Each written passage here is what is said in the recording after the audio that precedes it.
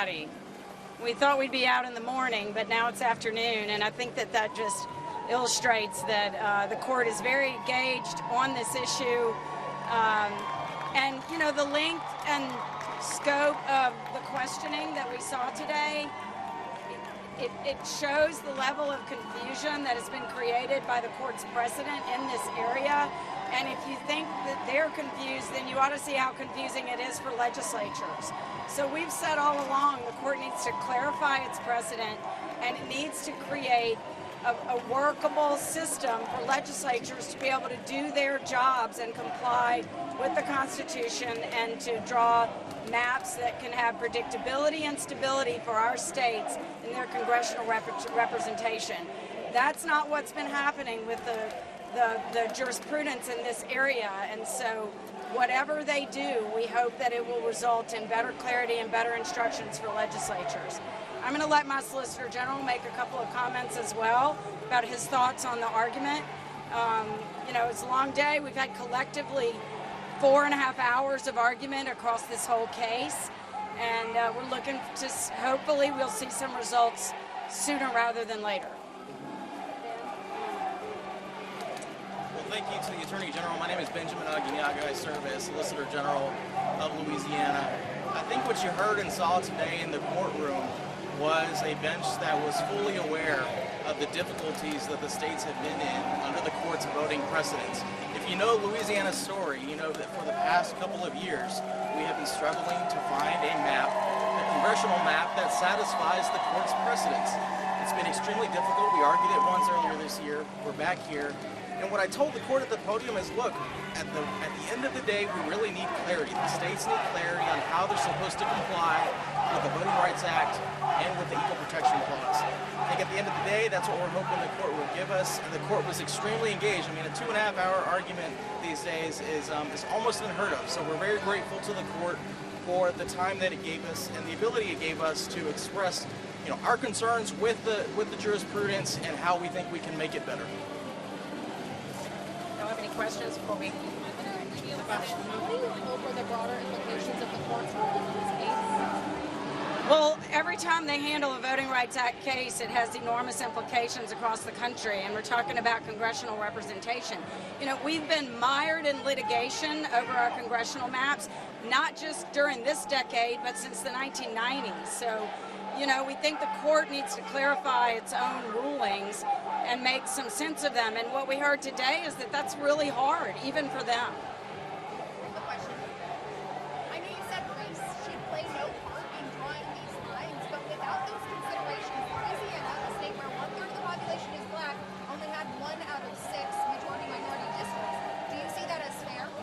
So we've said all along that you have to look at how the population is distributed and look at how maps can be done legally and constitutionally.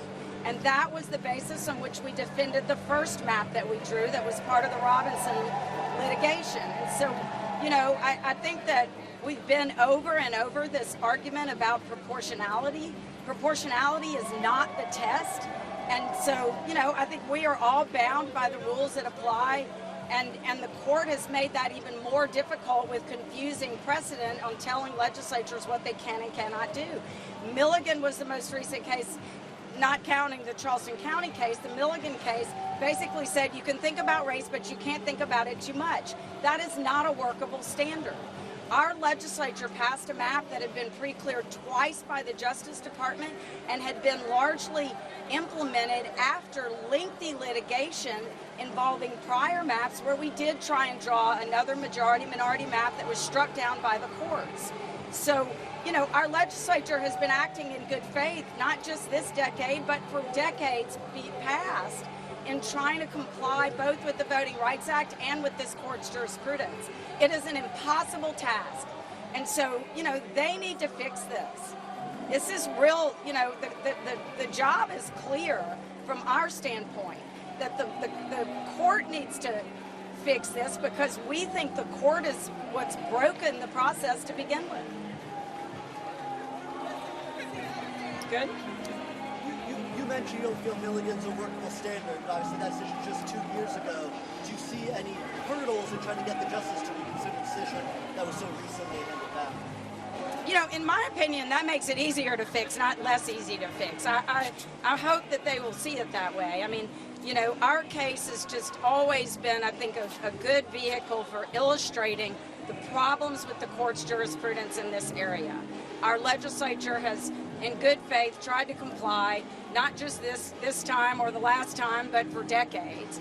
And, you know, so they are the ones that have to struggle with making sense out of some very vague terms and very vague tests that have been created that just ensure that we are going to be bogged down in litigation no matter what we do. We are damned if we do, we are damned if we don't, and that's what our case illustrates. I just want to switch gears a little bit. Has an appearance date been set for Derrick Rose? I don't think his arraignment has been scheduled yet.